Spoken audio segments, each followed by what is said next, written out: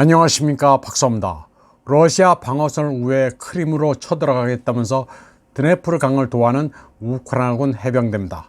한 달 전 자료 화면인데 손으로 V자를 그리며 희낙낙한 표정입니다. 그런데 12월 18일자 뉴욕타임즈는 우크라이나 해병대가 드네프르 강 도하라는 자살 임무를 수행 중이라고 보도했습니다. 이들이 죄다 몰살당하고 있다는 얘기입니다. 뉴욕타임즈는 막심이라는 이름의 우크라이나 해병대원의 경험담을 전했습니다. 드네프르강 동쪽에 겨우 도착하기는 했지만 야간에 무자비하게 포격을 당해 동료들이 죽어가고 있었다고 병사는 뉴욕타임즈에 말했습니다.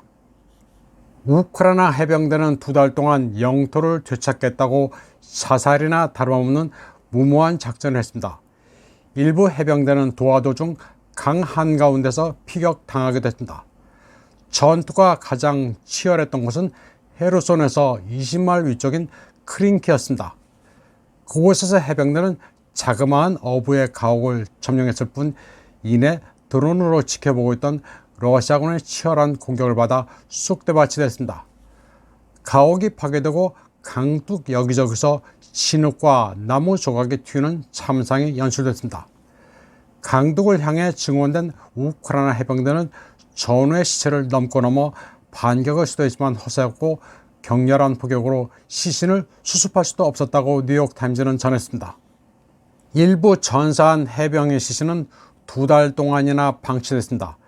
뉴욕타임즈에 따르면 젤렌스키와 다른 우크라이나 관리들은 해병대가 드네프르 동부 강둑에 거점을 확보했다고 주장했습니다.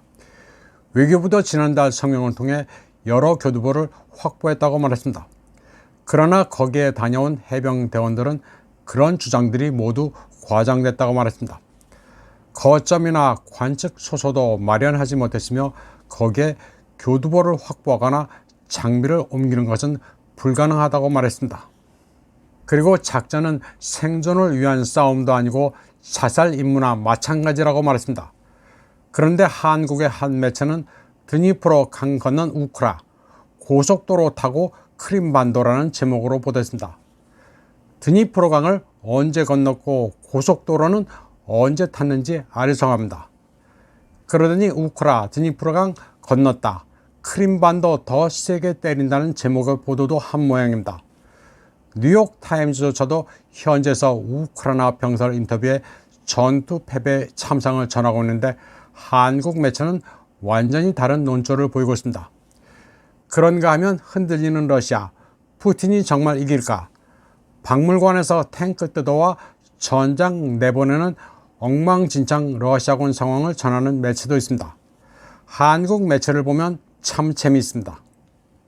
뉴욕타임즈와 인터뷰를 한 올렉세이라는 우크라이나 병사는 지휘관들의 부실한 준비와 병참으로 인해 그의 대대가 큰 타격을 입었다고 전했습니다.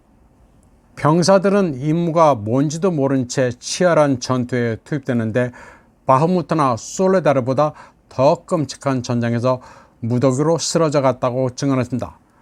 앞서 뉴욕타임즈가 언급한 막심이라는 병사는 해병대가 후퇴하기 위해 강둑에서 기다리는 동안 러시아 전투기는 땅에 큰 구멍을 내는 활공폭탄 3개에 500kg짜리 거대한 폭탄을 투하했다면서 전장이 연옥 같았다고 증언했습니다. 살아도 산 것 같지 않았다면서 소대원 중 절반이 전사가나 실종됐고 생존한 이들도 모두 다쳤다고 말했습니다. 이제 서방 미디어도 전황에 대한 논조를 바꾸고 있습니다. 가장 대표적인 러시아포빅 매체인 CNN도 내년 여름 우크라이나가 패배할 수 있을 것이라고 말합니다. 무기를 지원하지 않으면 패배할 게 분명하다고 했습니다. 또 빌트의 러시아포빅 기자 율리안 랩케도 키예프가 서방의 지원 없이 얼마나 버틸지 예측해보라고 말하고 있습니다. 영국 데일리 텔레그래프 기사를 보면 코미디입니다. 7월 중순 이 신문은 푸틴이 끝장나고 러시아가 곧 붕괴될 때 러시아의 핵무기를 다 치워버리자고 말합니다. 그러면서 소련의 계승자는 패배를 수용하지 않겠지만 푸틴 이후 누가 오든 비무장화를 강요해야 한다고 주장했습니다. 그러더니 12월 9일에는 푸틴의 러시아가 압도적 승리를 목전에 두고 있으며 유럽은 뿌리채 요동치고 있다고 말했습니다. 그리고 키예프의 반격은 실패로 끝났다고 인정했습니다. 이번 방송은 여기까지 하겠습니다. 시청해주신 여러분 감사합니다.